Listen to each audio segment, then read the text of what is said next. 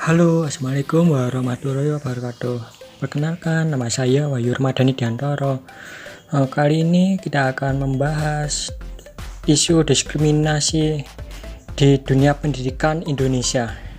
Diskriminasi merupakan sebuah tindakan yang bertujuan memberi perlakuan berbeda pada orang lain berdasarkan kepentingan diri, ciri, atau fisik sekalipun seseorang, dan dilakukan secara sengaja. Kasus mengenai diskriminasi dalam dunia pendidikan di Indonesia sudah sering terdengar.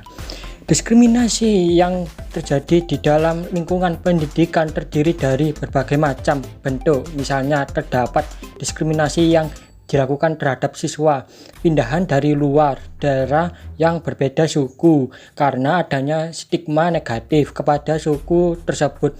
Kemudian contoh berikutnya yaitu adanya diskriminasi karena kondisi ekonomi keluarga yang rentan terjadi di sekolah elit yang dilakukan oleh kelompok siswa dari kalangan keluarga ekonomi menengah ke atas kepada siswa dari kalangan keluarga ekonomi menengah ke bawah sekalipun.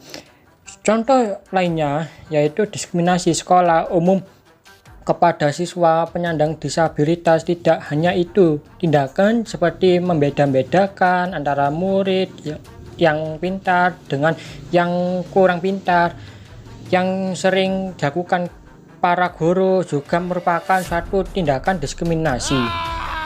Ada banyak faktor yang mempengaruhi tindakan diskriminasi di lingkungan pendidikan.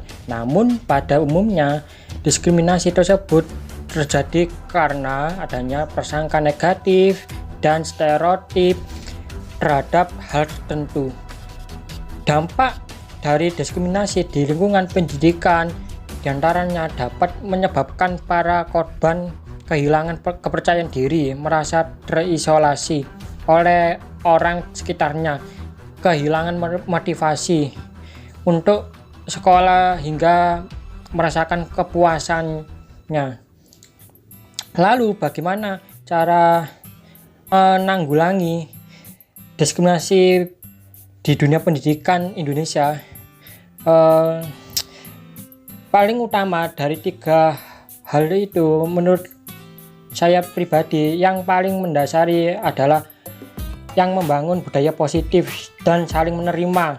Karena sebagai guru saya kerap menemukan anak-anak yang sangat beragam. Kemudian guru harus melakukan adalah saya mencoba mengenali mereka semua itu dengan baik melalui berbicara dengan orang tuanya dan juga dengan assessment center tutornya. Dari mengenali murid secara dekat, maka guru akan tahu apa saja yang dibutuhkan oleh anak didiknya, sehingga antara murid, orang tua, dan guru dapat saling mengerti.